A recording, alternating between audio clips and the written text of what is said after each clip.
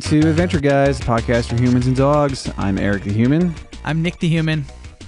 Here we are. Very special episode today. Yeah. We've been counting down for this, waiting for it, talking about it, and we were lucky enough for it to actually exist and be real. Fionna and Cake. It's here. And I'm not going to verify this. Nobody else verify it, but I think we're the only Adventure Time podcast to review Fionna and Cake. Yeah, so welcome, any new listeners. It's good to have you here. Welcome to Adventure Guys. This is a podcast where we talk about Adventure Time, but also don't talk about Adventure Time.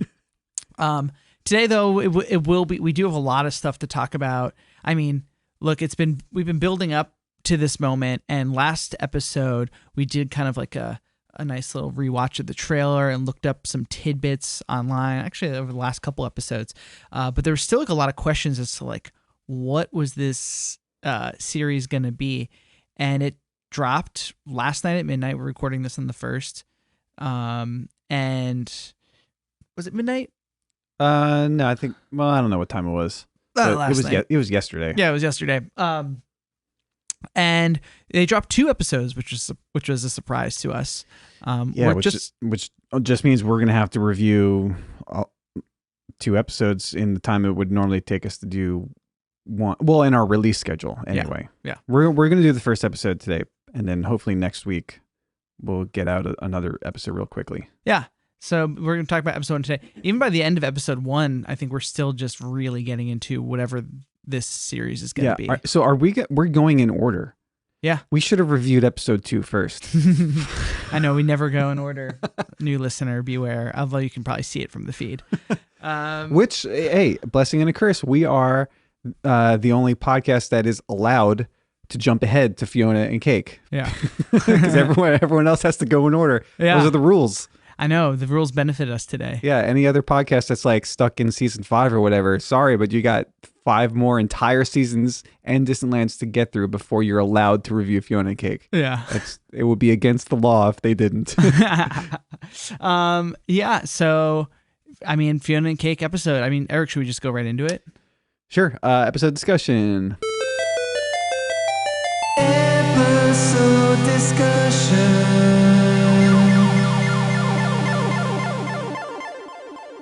Okay, what was the title of this episode? We reviewed Fionna and Cake season 1, episode 1. Yeah, we didn't even look at that. I'm gonna pull it up right now. There's gonna be I definitely want to look. We didn't even really do this beforehand. I looked at it just briefly, but I want to look at whatever the all the credits and everything. Because we're gonna have to figure out who all these voice actors are. There's gonna be a lot to talk about in Miscellaneous. Okay, cool. So episode 1 is just Fionna Campbell. Oh, that's right. Her full name. Yeah. Previously unrevealed. Yeah. And it's the title of the episode. Yeah. As the episode opens, it's a completely new like look and feel to the show that was disorienting for me. Eric quickly identified it as a Sailor Moon reference. Yes. So the opening sequence, it seemed pretty clear that it was like a dream sequence. A little bit of the cliche to like open up an episode, let alone a new series with a dream sequence, but whatever. I am forgiving because it was funny. It was a cool Sailor Moon reference, and it, given that the rest of the episode is an entirely new world, with entirely different characters, or like even different versions of the alternate version characters that we've seen before, the opening sequence gave us the Fionna character, the Cake character voiced by Roz Ryan that we are familiar with from the Adventure Time series.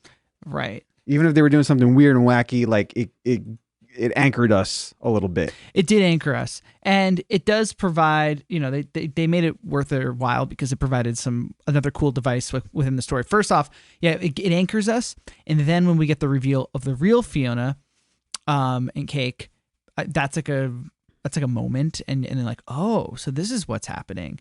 And then also that whole dream is sort of a guiding, like, underlying principle for the entire rest of the episode. Yeah. Like a little mystery going on. Yeah, we see like Fionna and Cake just trying to save a bus full of innocent civilians that are, I don't know, they're being taken hostage or something. I don't know what's going on exactly, but they're in an adventure, and it's a Sailor Moon reference. So the main character, Sailor Moon, Fionna, is kind of inept at actually doing the job. And we get the tuxedo mask character to save the day, which is like an alternate version of Ice King that is Ice Prince. Ice Prince. And on like a giant bird that's a reference to Gunther. Yeah. And now when he comes in and he's like really charming, and like whoever does the voice acting of Ice Prince, I was pretty swooning. It seemed like it was not Tom Kenny. No. Oh, no. This was whoever's doing that voice. I was like, ooh, I'm interested in an Ice Prince, honestly. I'm looking here into the credits, but I don't see it. And with that, honestly, I wanted to say to you was, I was trying to figure out like what was going on in this scene. I was like, is this a Ice King invented thing? Because like now it's Ice Prince, right? Because that's where Fionna and Cake comes from. It's fan fiction written by Ice King, but it becomes clear that it's not, because it's like it's different, it's more sophisticated, and maybe that's why they chose Sailor Moon, because that's what Fionna would watch and her dream would look like. Yeah, well, and also the first Fionna and Cake episode from Adventure Time had a Sailor Moon reference, which we talked about. Oh yes, on the last episode we reviewed. Duh, great call. Yeah, I found it a little. I felt like a weird. It was weird because just opening with a whole like a pastiche when it's a new show that we don't know what's happening is kind of an odd move. Yeah, well, I mean, I get it, because it's like it's gonna take a few minutes to catch your bearings no matter what the situation is. So they might as well like lean into it. Let's just make it wacky. Let's just make it like impossible to decipher, because it's gonna be an adjustment. Yeah, the only thing that like really ties it in to the rest of the episode is like this thing about ice. Yeah, which it again like where is the invention of Ice King? Like where does that come into play? It's like there's this like thing. Cake is seeking out ice throughout the whole episode. Like why? What does that mean? Like what's the connection to Simon wearing the crown? But that is interesting. It's also interesting. It shows the connection between Fionna and Cake, because it's Fionna's dream, yet Cake is still seeking out the ice and is looking for it, which is very interesting. She's got the eye for it too, and it's like in her brain. Yeah, really weird. But kind of cool. And then we come out of the dream because there's an alarm going, which is an alarm clock, BMO, 7:30 a.m. And what's revealed is Fiona's like studio apartment in ostensibly like a New York City kind of a spot. Yeah. So two real quick things that I noticed with the alarm clock. As it's buzzing, as she's coming out of her dream sequence, it sounded like for a moment, the weird transition with the alarm clock going off is first the Ice Prince like vocalizing, wah, wah, wah, right? Yeah. It sounded like for just a second, there was John DiMaggio screaming. Oh, really? I wonder if there was like a little cameo there. And then immediately after, we do hear Nikki Yang say something out of the alarm clock. Yeah. So, and in an episode that was Easter Egg City, like there's references to the mainline series all over this episode, and like little guest cameos and stuff. And some of them seem like we're supposed to catch on. Some of them seem like little treats if we do catch them. And it was definitely Nikki Yang at one point. I wonder if there was actually John DiMaggio in there. Oh, very interesting. I wonder too. Huh. I want to go back and watch. And you could go back and this really calls for a rewatch immediately, because there was so much happening. This episode was rich. Yes. For Adventure Time fans, there was a lot there. And yeah, I'm going to have to watch it again later tonight. And yeah, so then we see Fiona's like studio apartment. It's kind of messy. I really liked the tone of the art. Yes. Immediately I noticed that like the background art is different than Adventure Time. Mm-hmm. It's not, so the Adventure Time background art is actually kind of unique in the way that it works in the show. Like Ghost Shrimp's background designs are the same style as the character designs. A lot of these shows, you really feel the separation of the character on top of the background art. Like regular show is like that. Steven Universe is like that. Steven Universe has beautiful background art, but it is very squarely different from the characters. And the thing about Adventure Time was anything felt like it could be interacted with because the background art matched precisely the character art. So like in a show like Regular Time, you see like, you know, the sort of like drawn or painted background art. And then there's like the one item that is like the character art style. Well, okay, so they're going to interact with that. Yeah, that's that like a classic thing you learn as like a little kid. I didn't even know these terms, but you're watching it and you just see in the corner, there's like, you know, like a garbage can, a tree, but then there's like a rake, and the rake is just on top of the background. And you're like, something's going to happen with the rake. Yeah, exactly. And so that was a cool thing about Adventure Time is like you never get that cue. No. Everything it flows effortlessly into it. This Fionna and Cake, there's a little bit more separation between the character art and the background art, but I love the background art. It's a little bit more muted, more pastel. It seems a little bit less flat. There's a little bit more dimension to it, and I don't know who the background artist is. I guess I was looking it up, trying to look. I'm on IMDb right now, and they like incomplete credits. Yeah, it just came out yesterday. Yeah. I know we were watching the credits for a bit, but it was like so much to take in. So we'll get to it. Well, we're going to have to wait and see more. But it was really cool. And the whole tone of her room was great. And the detail was so fun. Yeah. Like there's just like a PlayStation on the ground, like with like a sock draped over it and stuff. And a Dan Electro guitar right there, which is kind of a perfect Adventure Time guitar.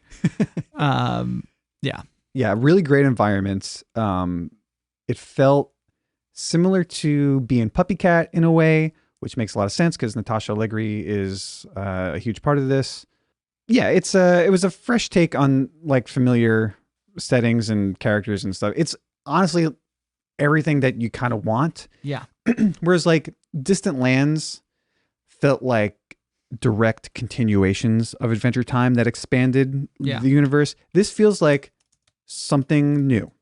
It does. Like it's not a departure, but it feels like something new. Yeah. Which I really appreciate.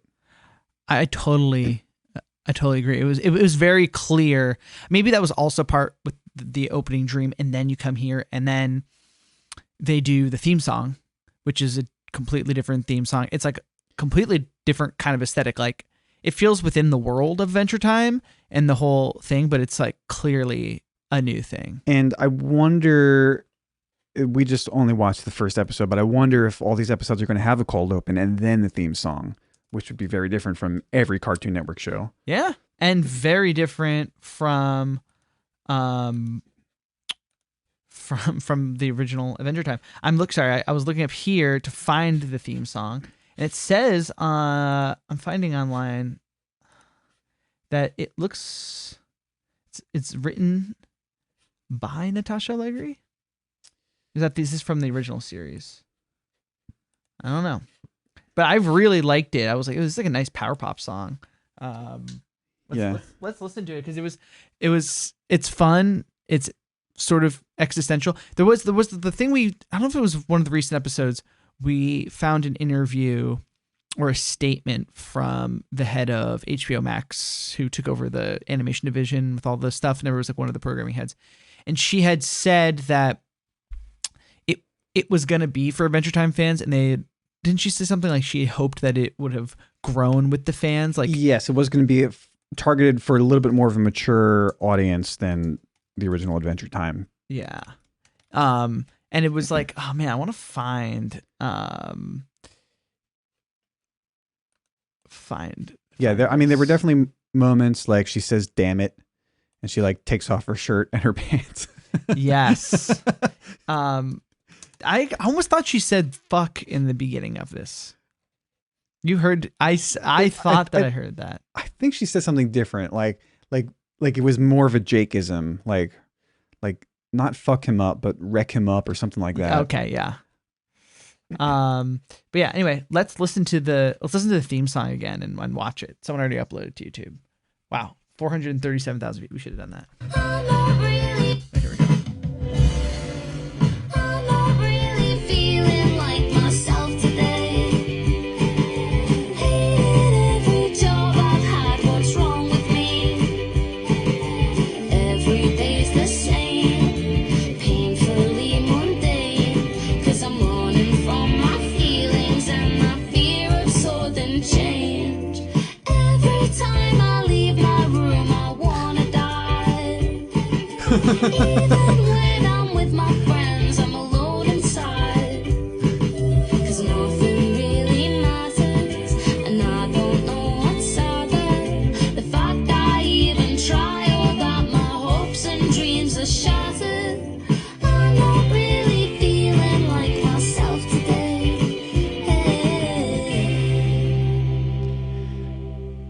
It's very tropey in a sitcom kind of way, which I wonder if we're going to get different intro sequences for other episodes, because the title card that went up for the episode title, Fionna Campbell, Yeah, where it was like a it was like the Seinfeld thing. Yeah, it was parody. like Yeah, super odd. that line. Every time I leave my apartment, I want to die. Yeah, is what she said. I want to die. Even when I'm with my friends, I'm alone inside. Yeah. I was like, oh my God. I said, after that, I was like, Eric, they're coming right for us.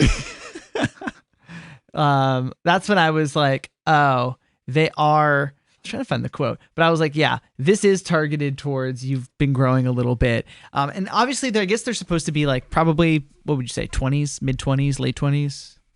I would just say millennials. Like it's those are the creators of Adventure Time and the show. Like we got to remember, like the animation school to Cartoon Network employment pipeline comes very early. Yeah, and like all the people that were working on this are like our age or like a couple years older at most. Yeah, and yeah, I mean, so like we are the target demo like of this show. Yeah, I know, and I felt that's why I was like, I felt very relatable. I was like, I guess it's 20s, but I was like, no, I don't know, man. Living in New York in my 30s feels very much like what they were depicting here. Yeah, like if I were to guess the age of the Fionna character in the show, like they've said, it's not analogous to like what Finn was in Adventure Time. Like I would say, if we ended Adventure Time when Finn was 17, and that was 5 or 6 years ago, then yeah, I mean at least 23, 24, this character ages like beyond college age. Oh yeah. We're out. We're in the world now, which is cool. And I was talking to a friend about this recently, which is like there used to be a whole genre of show and movie that delved into this, where be it you were in your 20s or 30s and you're like figuring life out, which is very much where I am right now. And I guess you are as well. Like a lot of it, everyone is, but that sort of genre of movie hasn't really been made recently. Like, you know what I mean? Like the slice of life, like people figuring it out, as much as it used to. And when watching this, I was like, oh yeah, I used to love watching some stuff like this. Right. Like what, like the Seth Rogen kind of world? Yeah. Like now that he's older and more successful, it's like that, like that crowd isn't kind of focused on those issues anymore. Yeah. And there was always like smaller movies that were kind of like it. I'm trying to think, like Michael Cera's in a new movie coming out. That's what made me think of it. Have you seen the ad for that movie? He hasn't been in like stuff in a while. What, Barbie? Well, he showed up in Barbie. The Adults. So this trailer came out, and it was actually funny because I was like, oh, Michael Cera's back. He lives in Brooklyn, I believe, by the way, too. Really? Yeah.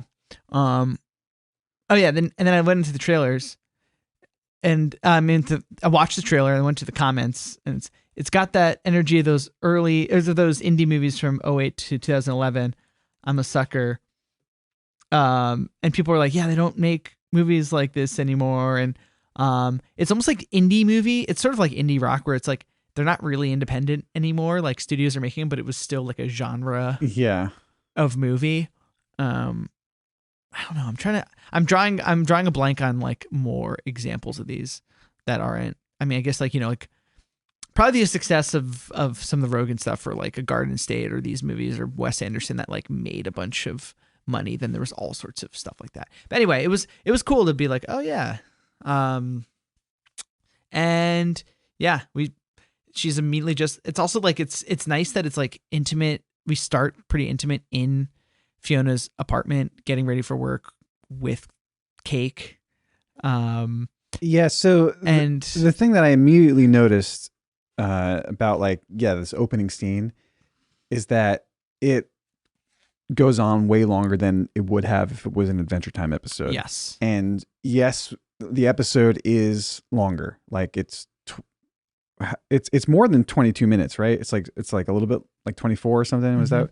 And it seems like the same amount of things that would have happened in an Adventure Time episode happens, but we just have a little bit more time to breathe with them. Like all the same beats happen, like all like the silly like slapstick kind of stuff, like cake is just like flopping around on different things, and like all the weird Adventure Time things happen, but there's a little bit more time to like sit with it and react to it, and just like some of the moments that Adventure Time had really like dialed in was like, they would like in an 11-minute episode, they would just sit with the characters for a little bit.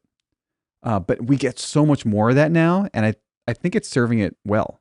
Yeah, I know that's the tone. I mean, it is a little more adult, a little older, like it's not having to be so frantic. It's not a mile a minute. Yeah.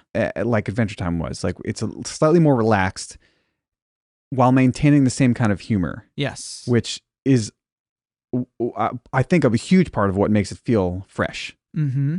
It's giving us all the same kind of like turns and comedic beats that we wanted, but it's just letting us like relax a little bit more with them. Yeah. Yeah. That's really well said. And it's welcomed. I like it.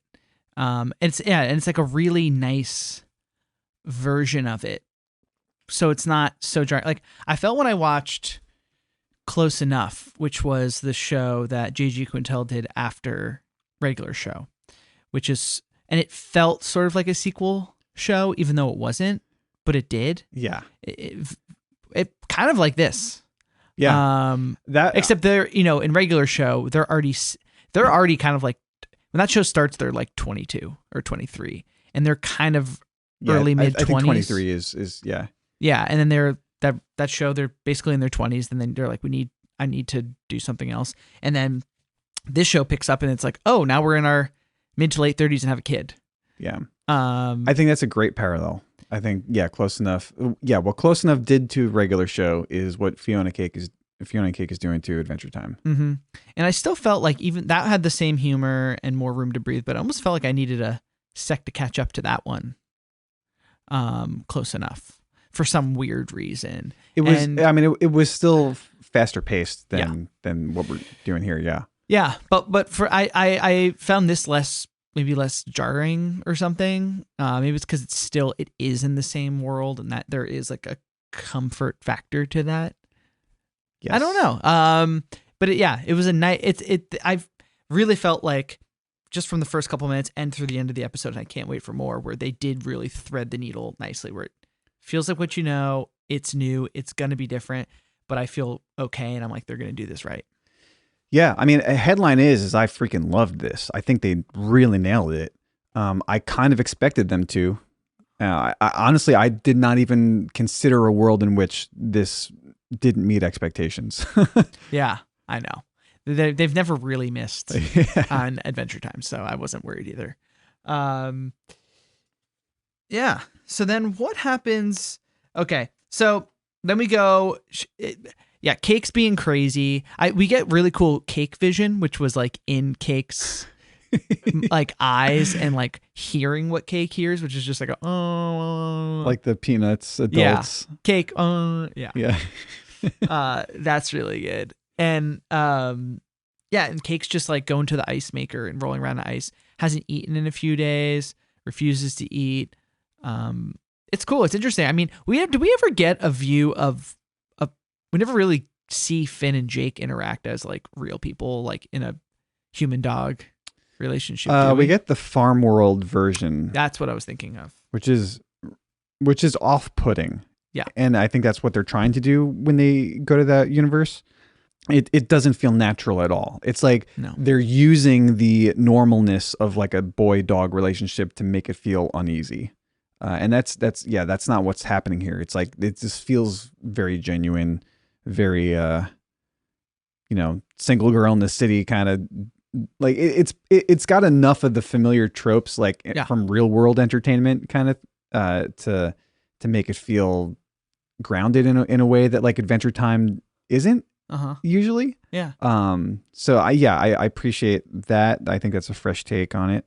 Yeah. And Cake still has clearly a lot of character and how Jake may be, Yeah.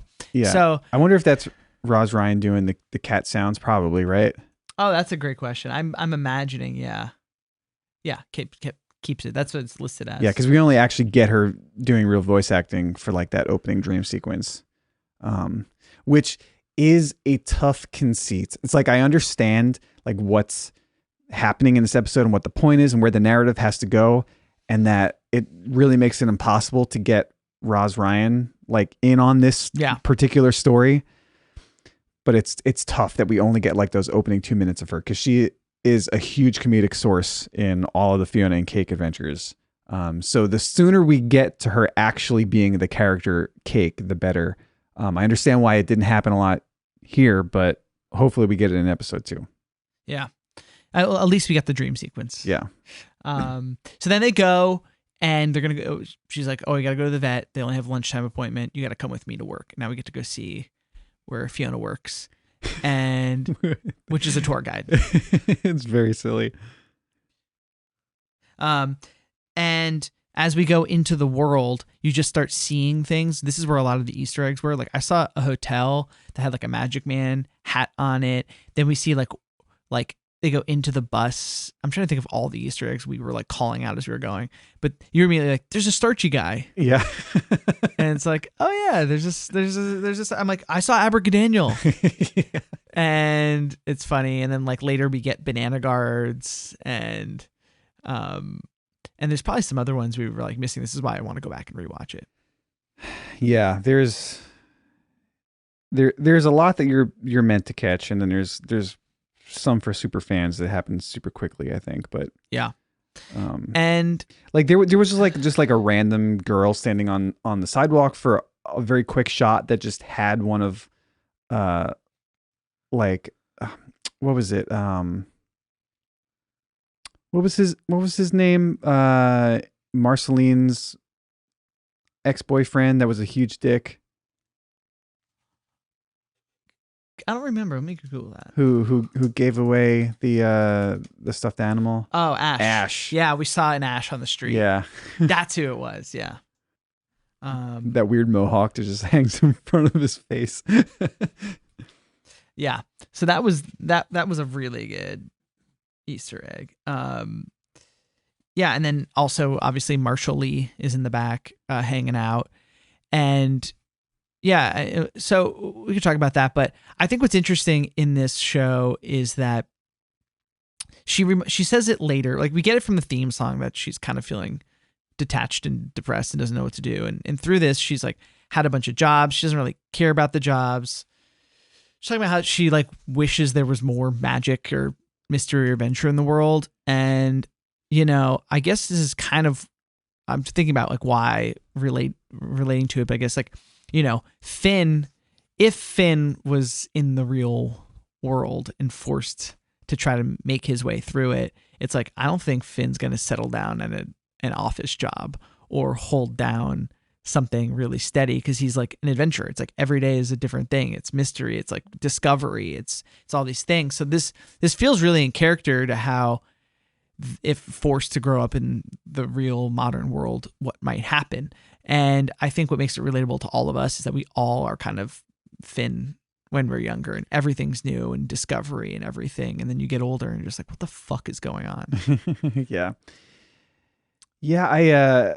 So mild spoiler, I guess, but like we kind of know like from promotional art and stuff that's been revealed that like we will see an older Finn show up in the series at some point. Yeah.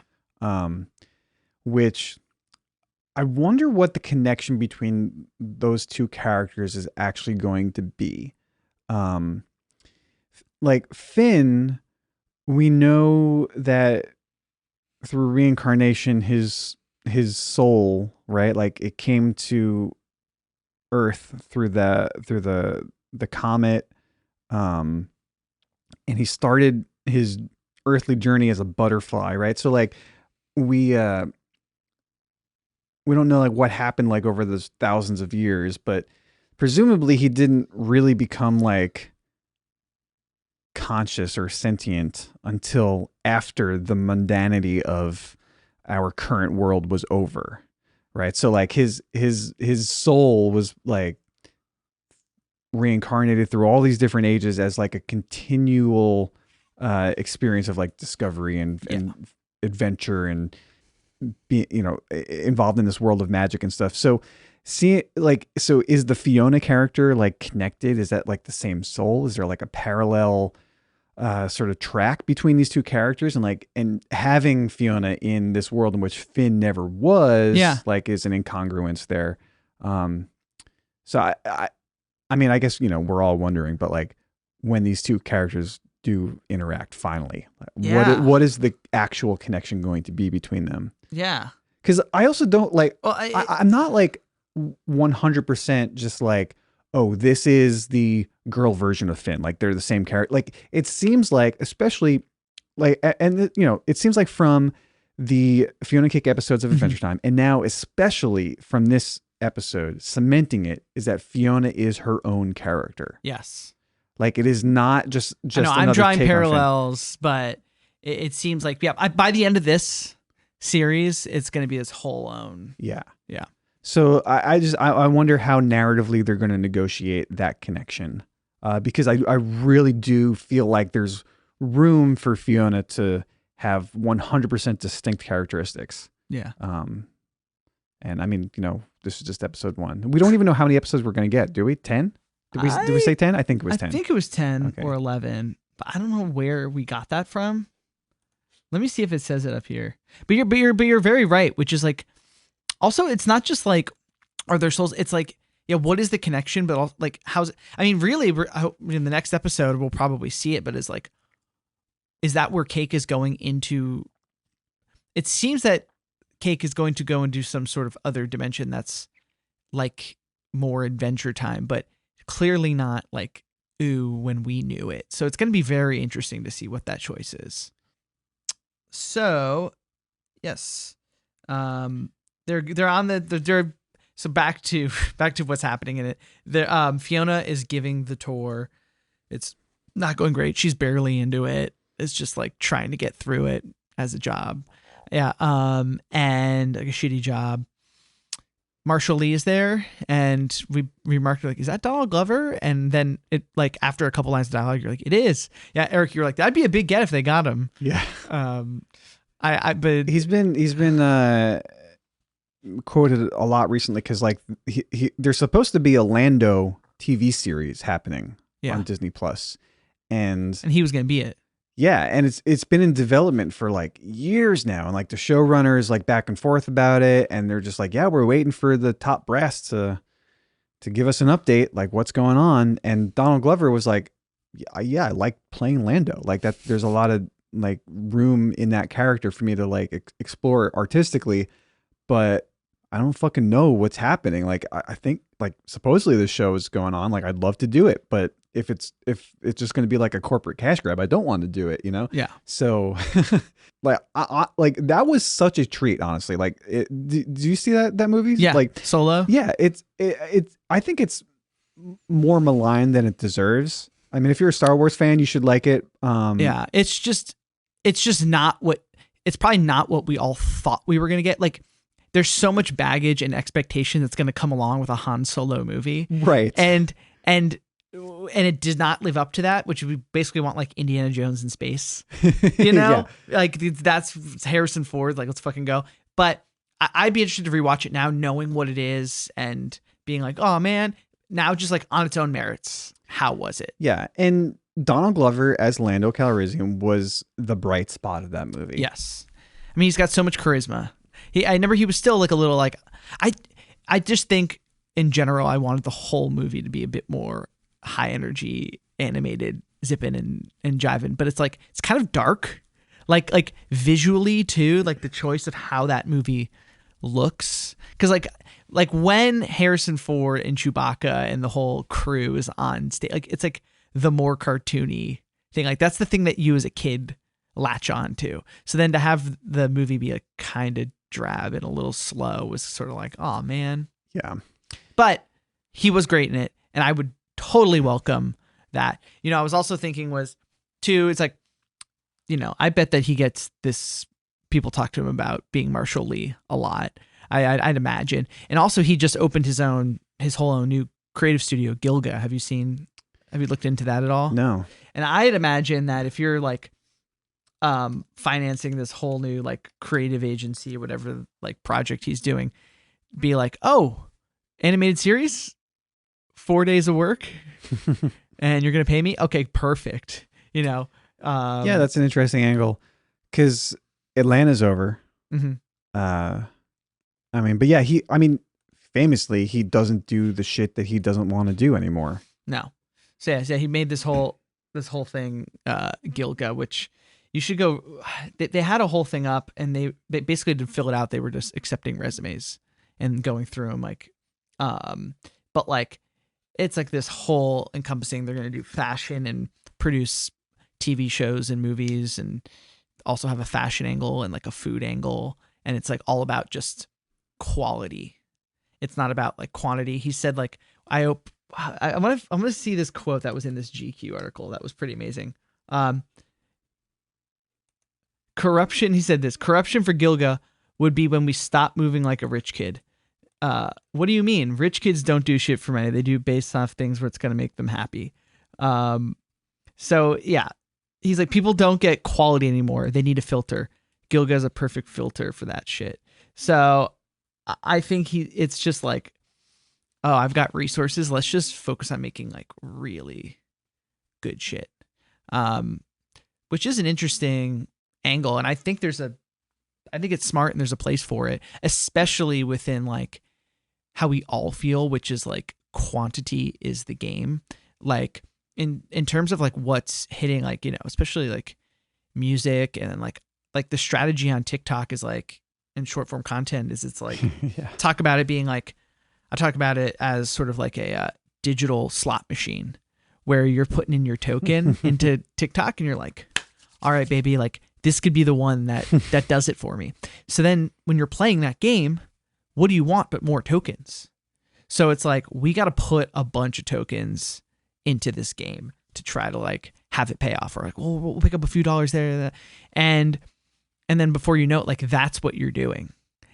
Versus like, I'm going to just make like a really good one thing that speaks for itself. You're like, yeah, I'm going to do that, but then I got to make, you know what I mean? Like, Right. And like, then, yeah. and then there's the world for it where, say you have like a really good song or a really good movie or a really good restaurant, and then to promote it, you got to put in all the digital slot machines. That is one thing. But I also think that like the whole concept of art is becoming that, because like, cool, you're going to do all that to pull people back into the song.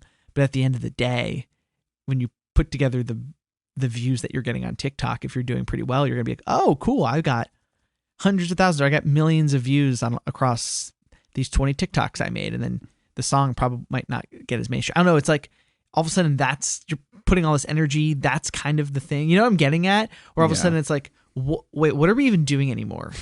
Like art, that's what it is. So I am very intrigued about what this yields. And I like, it definitely feels like there's like a place where people are thinking about that again. So it'll be interesting. Yeah, I mean, I've always thought Donald Glover is one of the greatest artistic minds of our generation. And I don't think he really has like maybe the pop culture traction that I associate with what he deserves, but any like he had a moment where it all hit. Like This Is America was the #1 song in the country when it came out, and it was as Atlanta was like the most watched show on FX, and he won those awards, and then he was like Lando was coming, so he did like he really timed it well and put together everything to like ascend to that point. But then after that, you know, the movie didn't really hit. Atlanta's just a fucking weird show. Yeah. And after that, it only got weirder. Yeah. From there. And after that, there's not really a Gambino album after he put out the record. I mean, I forget what it's called. It's like a date where it was just all these like work in progress songs that he put out. And a couple more singles, but like there was never another like Gambino album after This Is America. So he kind of like, that was kind of the pinnacle like at that moment, but it was, yeah, but it's interesting. He's really, really good. We should go work at Gilga. Although I can only imagine that'd be intimidating. I'd be like, you guys are so fucking cool, all of you. Like look at the cover of him on GQ. He's like in a farm in Ojai where he has like an orange tree. It's just cool, man. He's just fucking cool. Yeah, go read this article. But yeah, so then back to the show. Fionna gets fired in Spectacular Faction. Yeah, this is some real Bee and Puppy Cat territory. So okay, catch me up on the Bee and Puppy Cat of it all. The Bee and Puppy Cat creator is Natasha Allegri, right? Yeah. And did she previously work on Adventure Time? Yeah. What was the she was like one of the main storyboarders. Okay, cool. For a huge chunk of the series. Yeah. Why? I gotta go to the wiki then right now, because I'm like, why? And then what? And then she's one of the main people behind this one as well. Yeah. Yeah. Okay. Cool. Was she credited as one of the creators of this show? We should have just like gone back and like stopped it and taken a picture of all the credits, because it's killing me that it's just like not up online. I just checked another site.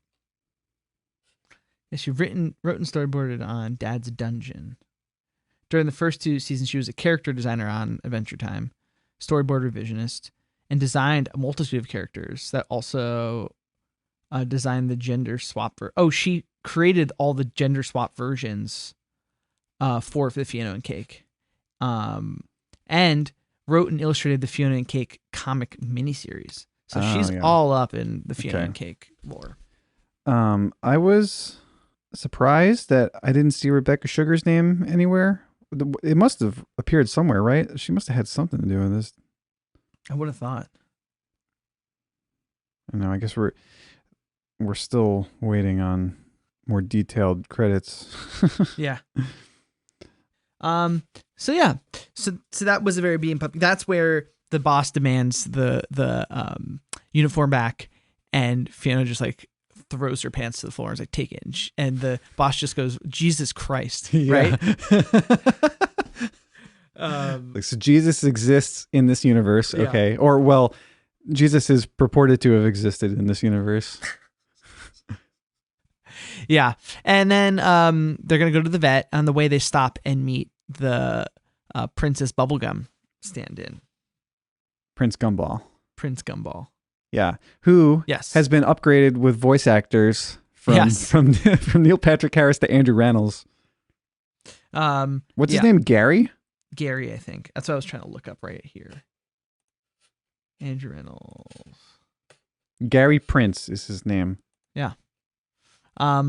Making what's it called? Is like bakery, so it's like it's a little bit different than candy. But his cookies are anthropomorphic. Yes.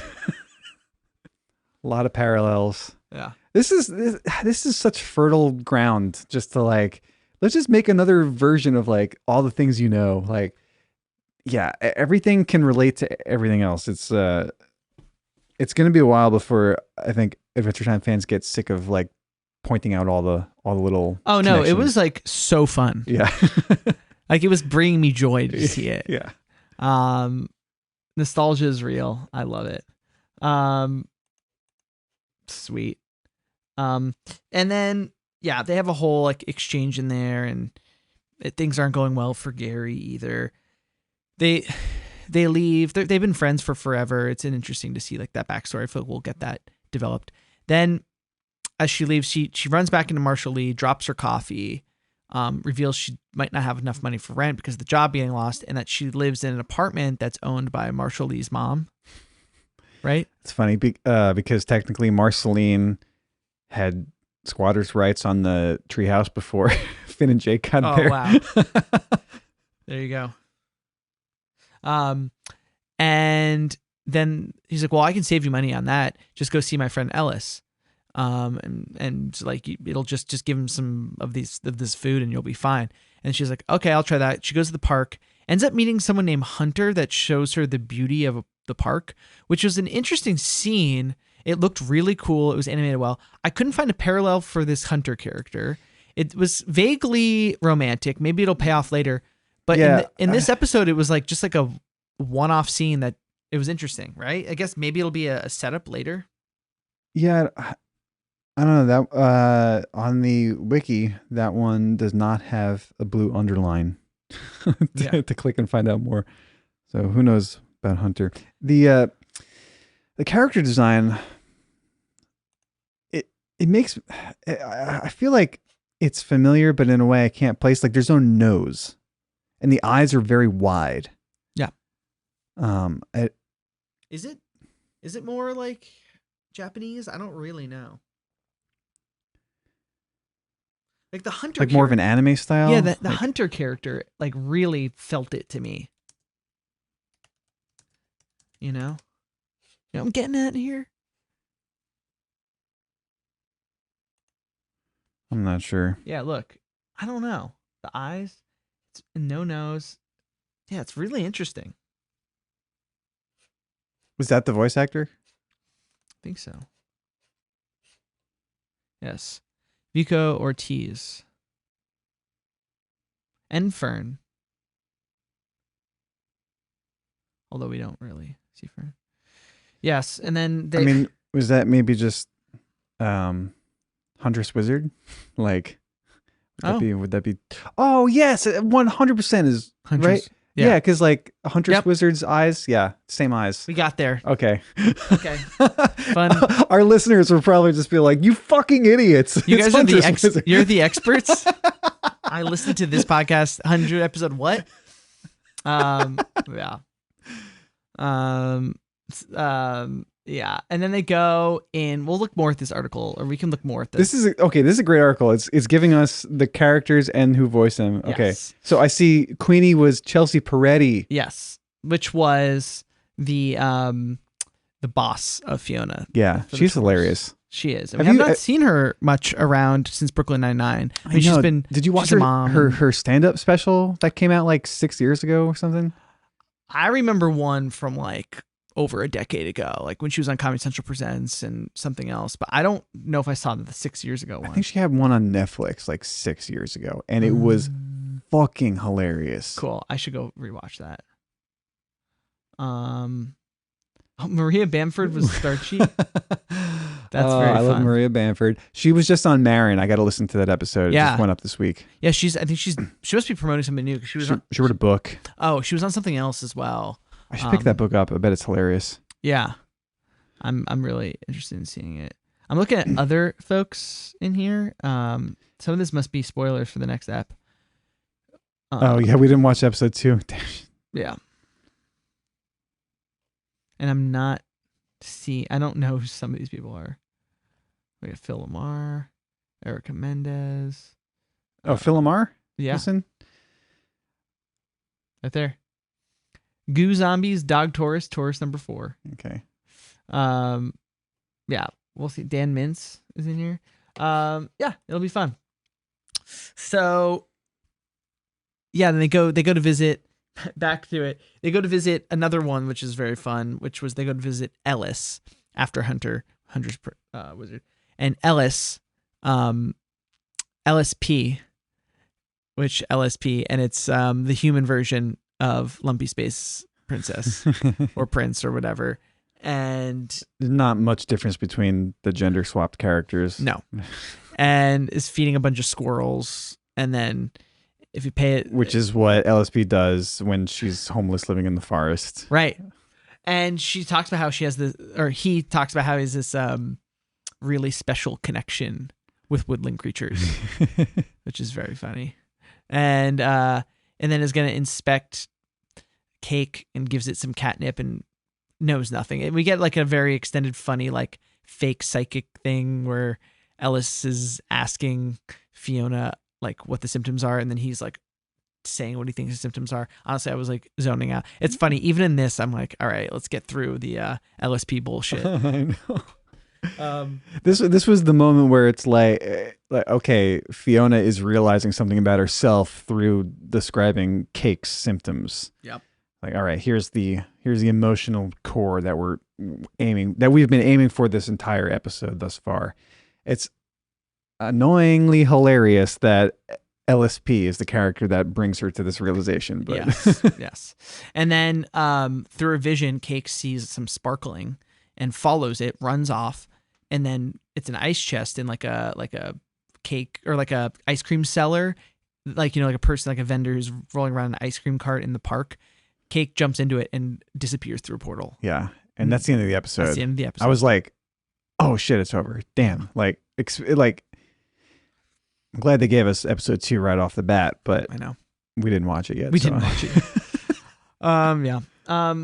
Did you see the snail in this episode? Oh fuck.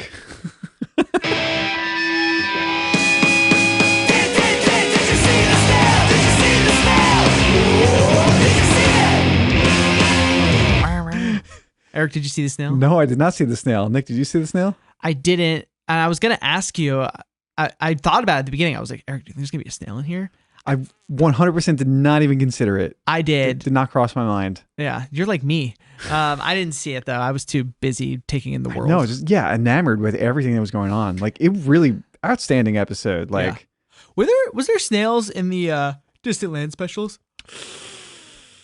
I think there weren't, except for like when it was a character. Was it a character in Together Again? It was, yeah. Yeah.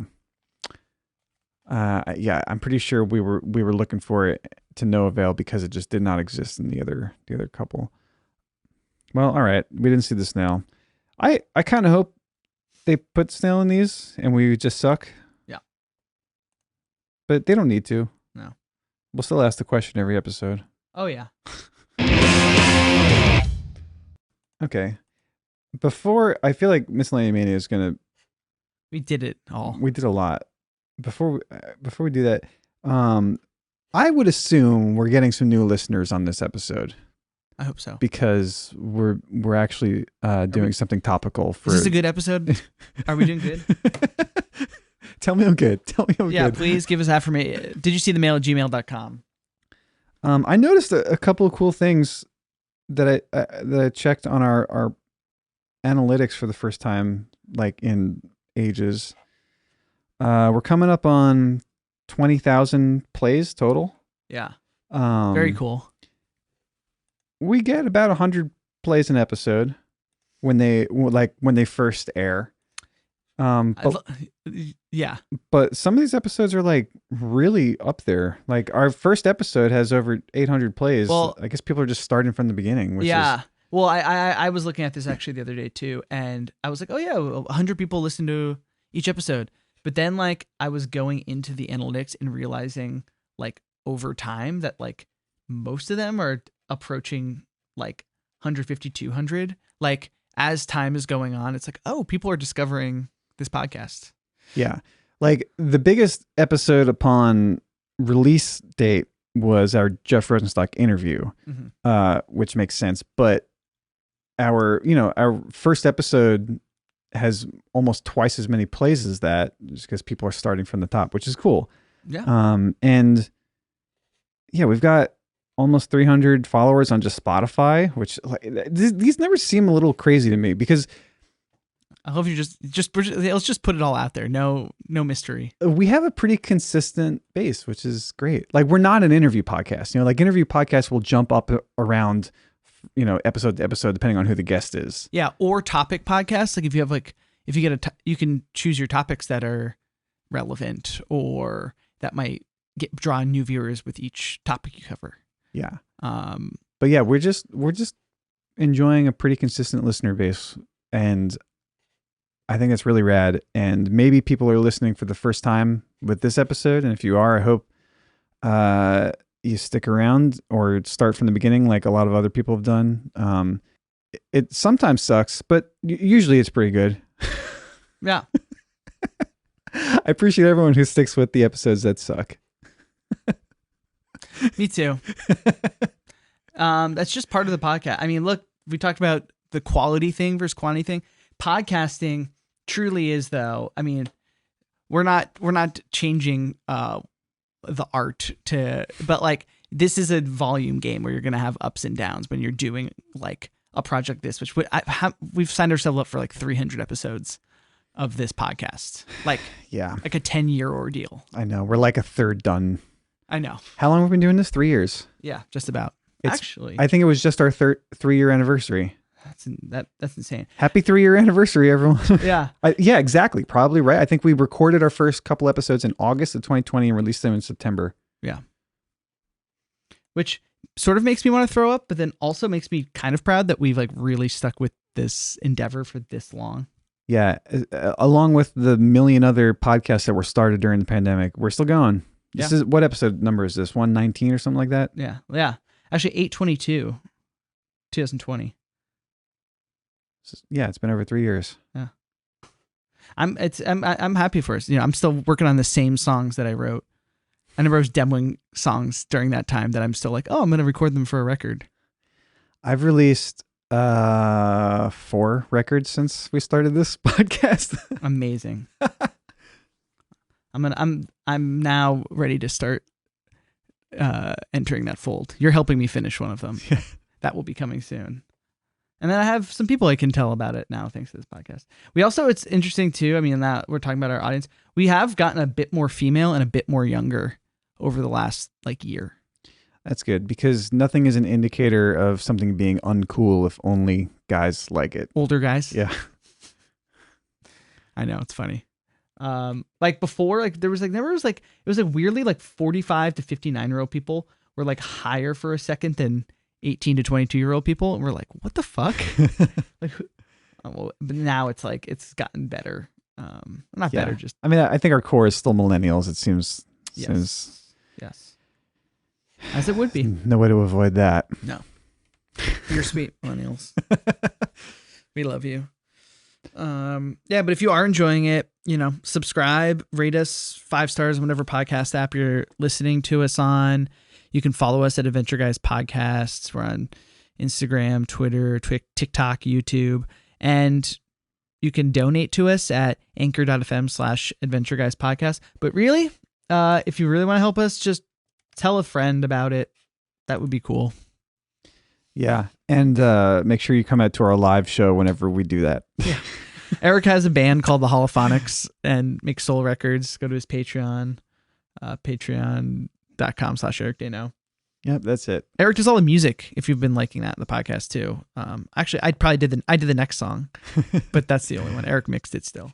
Yeah, so let's hear that song, Miscellanea Mania. Time for Miscellanea Mania. There's things you may not know. Those Eric and Nick will show you all the trivia in Miscellanea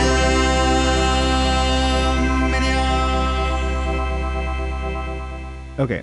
Well, this is the section where we go through a little trivia and factoids about the episode, as according to the wiki page that we're reading live on air. Yeah, no, there's good stuff. I mean, I'm wondering too, dude. I was thinking about we'll do it as we go, but I was also thinking there might be a good point to do all these episodes and then do Like, I mean, we're gonna do it, but I was almost wondering if we do like the Fionna and Cake like recap, like the whole series, like I guess we'll do that whatever the finale episode is, but we don't need a whole episode just to talk about the whole series. Again. Yeah, again. Are we just going to do this show for the next 10 episodes? I think so, right? Yeah, I guess so. We should. We got to make sense sometime. Break the format. Yeah. I mean, well, fix the format because our format was already severely broken to begin with. Yeah. Yeah. I mean, we went through so much. I feel like there haven't been a ton of like interviews about it that I've seen.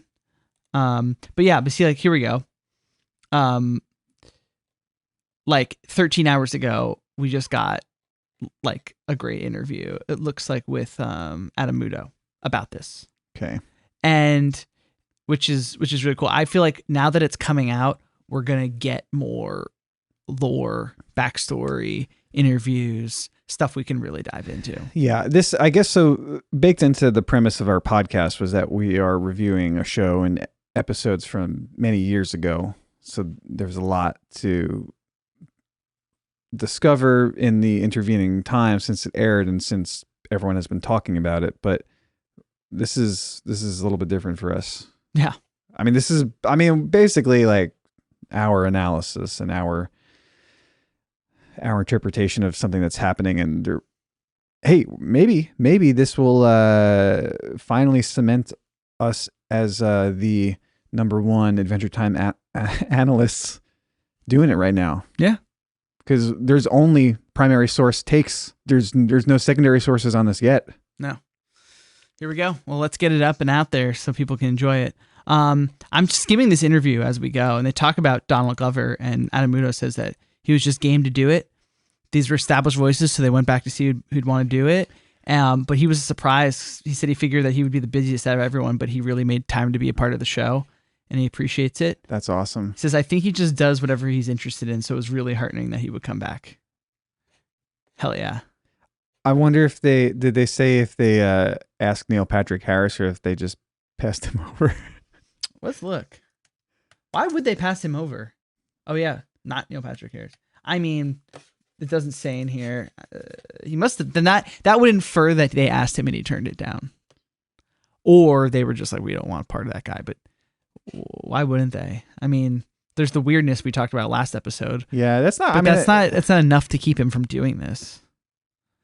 Right? Like, there's nothing that maybe he just was busy. I don't know, man. It's weird. We gotta read through this whole thing and discuss it next time. Yeah. But yeah, we'll get more into it. What we do have to discuss, which normally I would have said if this wasn't a special episode where we might be having new listeners, I would have started the podcast with this.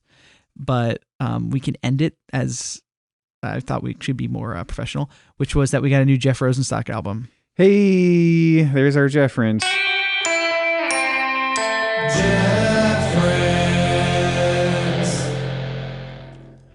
Yeah, what an amazing time we're living in this particular week, Labor Day weekend, confluence of catastrophically amazing events. Yeah. Yeah, we got, not only did we get this Fionna and Cake, but we got a new record from our shared favorite musician, Jeff Rosenstock, and former guest of the podcast. Yeah. If you're new, go listen to that interview because I think we actually did a good job on that one. That was one of the good ones. Yeah, he put a new album. It's called Hell Mode.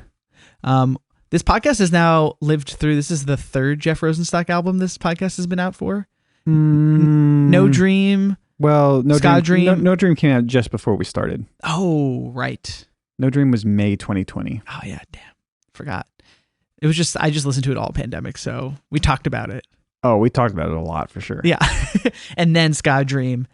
And yeah, I mean, that was like an album and a half. So, and then like 2020 Dump, but we didn't really talk about that. And then, oh, right. Yeah. Yeah. So, I mean, yeah, 3 albums, sure. Whatever.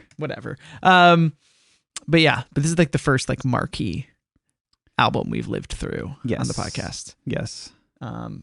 Cool album. I only listened to it once yesterday. I need to listen to it again. Yeah. I love that Jeff, I was reading some interviews where Jeff was rolling out the record. He was just, because he's only, I forgot this, but after, he's like only surprised, he surprise release posts. He just dropped it on New Year's Day, which is like a suicide mission, but it was still everywhere and it was kind of actually quiet. So it was like a big deal. Then he surprise dropped No Dream on a Wednesday. And I remember reading that he was like, because it was freshly into the pandemic. Yeah. And everyone was just sort of like dumping their music because like, oh, well, fuck, we got this record, we can't tour. Like, what does it even matter? And he was like, shit, how do I release this on a day that like won't like, I'm not doing promotion. So like, how can I put it out where it won't get overtaken by others? So I'll put it out on a Wednesday. Who the fuck releases albums on a Wednesday? And then he heard like through his like in channels that Less Than Jake was planning something. And he's like, oh fuck, did I just pick a date as the same day as a Less Than Jake record release? But I think they just had like a weird merch drop or something on that day. And weirdly enough, for me, it was the day that I was moving from Texas back to New York. Yeah. Like I woke up that morning to pack the final pieces of my life into my van, and there's a new Jeff Rosenstock album. So I burned it onto a CD real quick, and I just put the CD in, and I played it probably a dozen times on my drive. Yeah. I mean, it's been one of our jokes in our friendship, which is that it takes me a second and then like a few, like even though it'll be like a year on and I'll be like, dude, this album is so good. That's what I kept saying to you about No Dream. Like it was like I had moved back here post pandemic and was getting more and more into it and was like, holy shit, this is like, I think his best record.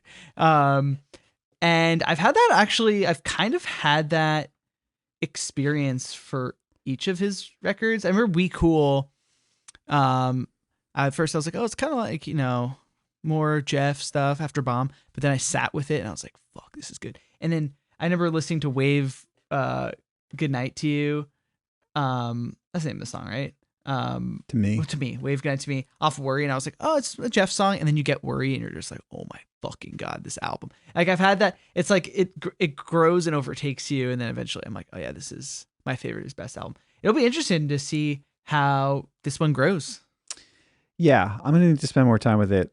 I thought they were closing. He's closing with a 7-minute song, 3 Summers. There's not a 7-minute Jeff Rosenstock song. There is on Post. There is. It's the first song, yeah. USA. Yeah, 7.5 minutes. I forgot. Thank you for correcting me immediately. And also, the last track on No Dream.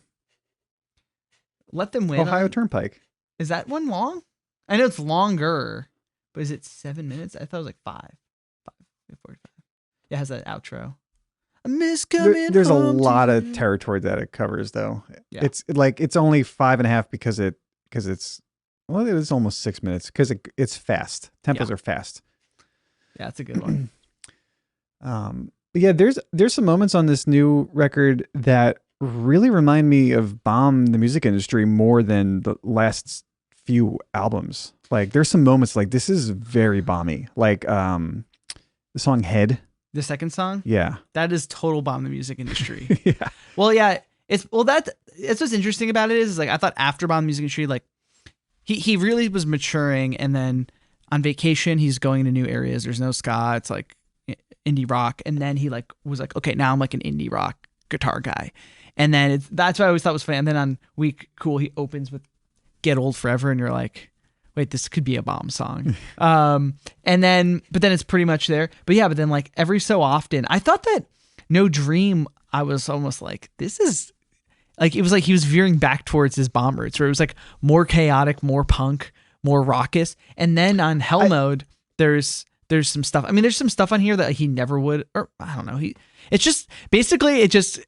I feel like at this point, like it felt like there was some separation between Jeff Rosenstock solo and Bomb, but I feel like now with No Dream, and especially like with the song like Head, it's sort of like it's just one long or whatever body of work. Yeah. Yeah, that song is pretty sick. But he does have songs on here that seem like they're doing some, Heal Mode is like a really cool different kind of song for him. Kind of in the way when I first heard 9 out of 10. You're like, whoa, he can do a song like that. And Graveyard Song is like a acoustic built rocker with some like interesting chord changes at the beginning, and you're like, oh, okay, that's a little fresh. Yeah, I thought that one was kind of bomby also. Mm-hmm. Like the first couple records of Bomb, where he would like bust out acoustic guitar for like something that didn't seem like, that was like incongruous against what he was singing. You know, it's like, Yeah, I like that. Yeah, it's cool. I mean, it's cool. I like the track "Soft Living." That's immediately my favorite on the album. I really liked "Future Is Dumb." That hit me. "Soft Living's really good. There's some like really standout lyrics on that one too that like get you. But it's cool, man. I mean, we've talked about him. There's a reason he's like our favorite. Like, how many Bomb records are there? Like, I'm looking up the Bomb records as we speak. Right. So okay, there's 1, 2, 3, 4, 5, 6, 7 Bomb records, I'd say, plus singles. And now this is the 5th Jeff solo album. So that's 12. Is that right? I said 7 Bomb albums. Yeah. So I think that's right. So I'm just like, there's no other artists where I'm like, I mean, there are, I guess, a couple, but I'm like, I'm 12 records deep on Jeff material, plus like all sorts. There's like a live album and EPs, and then there's Antarctica Vespucci. Oh yeah, you can go back to 3 Cheers with ASOB. See where it all really began. Yeah, so it's. I mean, do you ever get into Pegasus's XL? No, I remember there was that. I remember there's the band Kudrow was like another band he had at some point. Those bands get a lot of love on like the forums. Oh yeah, like asking for that shit to come back. It's like, I don't think it ever will, but yeah. And now we're gonna get a Craig of the Creek movie soundtrack. Yeah, so I didn't even know that they had announced that they were doing a Craig of the Creek movie. Yeah, but on this podcast I listened to, Jeff was saying it should probably be out on HBO Max by the end of the year. Hell yeah, we'll have to do it. We should do an ep on that. Yeah, we'll have to. Yeah, just the stuff he's been posting about the recording session. Did you read the Dan Ozzie interview he did with Jeff? Oh, not the whole thing, but I opened it up. Like the setting of it was like against him scoring the movie, like in his home studio, just like freaking out. And then they, like, I think Dan Ozzie was just hanging out in his basement, like watching him like have a fucking meltdown. Yeah. And like they like every couple hours, like they would just like talk, and he would just like record like some questions. Yeah. It was just Dan Ozzie's like spending the day with Jeff freaking out. Oh my God. Yeah, I need to.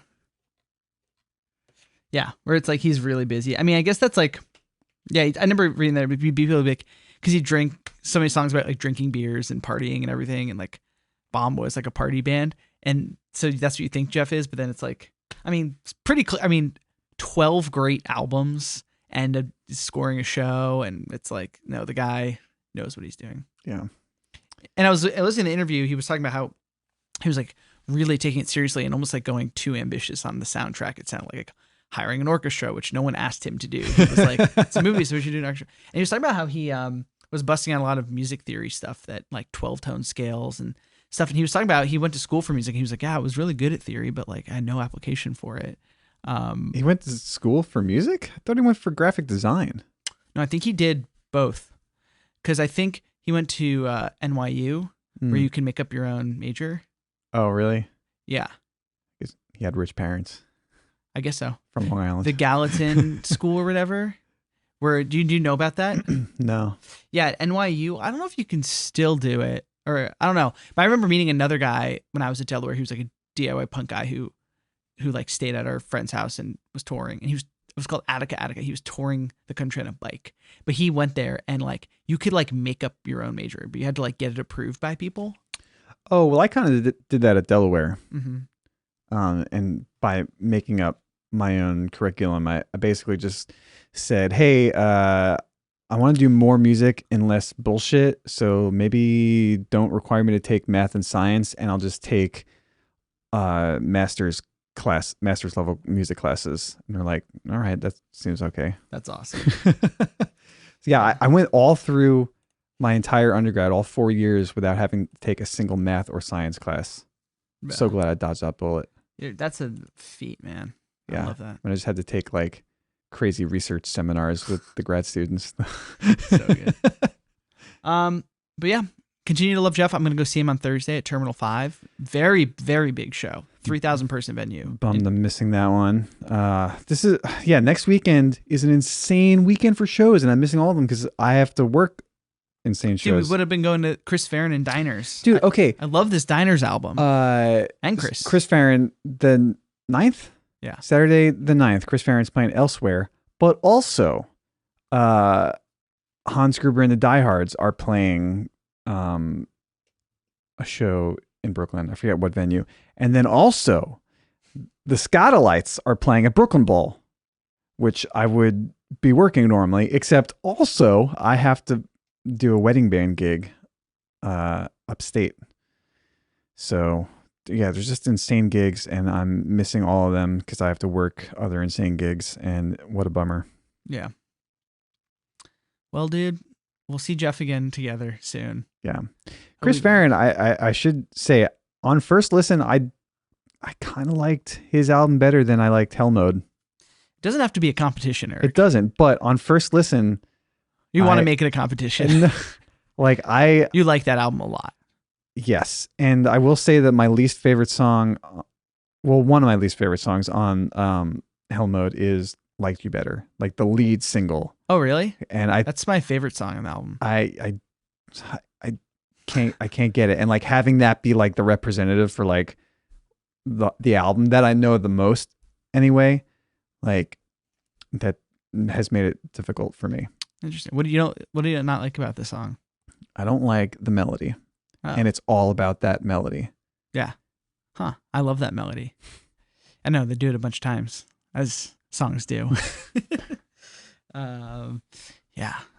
That to me was one of the best songs. But you love the Chris Farron records, Doomsinger. It's Yes. cool. I found the billboard when I went to Oh yeah. in LA when I went to breakfast. It was like at the Chris Farron billboard, which was really fun. But it's a good album. Do you have a favorite song on that one? I think it's the second single, Bluish. Yeah, Maybe I'd the say best. it's like definitely my favorite Chris solo record. Like, I think it's really good. I will say this, after these two, like this 1-2 punch of like the best Chris Farron album and a really great, mature, maybe the best Jeff Rosenstock album, We'll see. we are poised for the best Antarctica Vespucci album. Yeah, I know. We really are. I loved. Yeah, I'm looking at this now. Only You, Doomsinger. The song Doomsinger is good. My Beauty. Antarctica. I really loved. I mean, I think the first Antarctica Soulmate stuff, to me, that is like kind of that's like a perfect album. Thinking about when it happened, right? 2014. Yeah. That predated any of the real like Death Rosenstock albums. Like he had just put out I Look Like Shit. Yeah. And Bomb was over. It was sort of like you didn't know if there was going to be more Jeff Rosenstock music or not. Like it was. Yeah. Like that. Yeah. Soulmate stuff. It came out at a time that was just, I don't think I appreciated like the harbinger that it was. Like it really set the tone for like what was going to happen thereafter. And I don't think we were able to appreciate that, like just the immensity of that moment. Like here's this, because it's just like a short little EP too. It's like, it's not like a full album. Like, yeah. And although I love it because it is an album. It's 7 songs, but the way it flows and is structured is like album worth. Like it's enough like of a statement. Because like then they did the next one. It's like 4 songs. Like, you know, sometimes people do EPs and it's like, yeah, okay, there's a few songs. This was like, no, there's an intro that comes back later. Right. I thought that's so funny. 100 years and then 100 years to 200 years. Yeah. Like a nice little reprisal. Yeah. It's great. And all the songs are great. I went to their first show at Shea Stadium in Brooklyn. And it was like fucking awesome. I went to the last Bomb show too. So it was like, I remember like, yeah, after the last Bomb show, I was like, it was so epic. Seeing at Warsaw sold out, I was like, can't end here. Yeah. Such a good band. excited for more. Yeah, definitely. Like I needed it. Like I've been talking about like, oh, I'm going to finish this record I've been working on for like 3 years. And now like I've gotten to that place, Eric, where I'm feeling existential, where I'm just like, what the fuck have I been doing? Like I didn't finish this. And I think it's because like recording music is like so, and tracking, like, I don't know why it like rattles me so much and is really hard. But I was working, I was like, oh, I'm so much better than I used to be 3 years ago. Like I actually am, but even like a year ago, even though I've had like one of the weirdly toughest years, I'm still better. So I'm like, okay, I'm gonna finish it now. And like, I got to take some from the Jeff school, which is like, dude, just keep going. Then you'll make another album after that, and you'll just play shows. Like, that's what you do. It's like, just finish it and go. And I'm like, yeah, what the fuck am I doing? So I'm definitely feeling the inspired thing. Yeah. Anyway, we know what we're gonna watch next week. We don't have to pick a new episode. We already did plugs. I don't think we have anything else to really do. Yeah. Okay. Thanks for listening, everybody. All right. Peace out, y'all. Have a good week.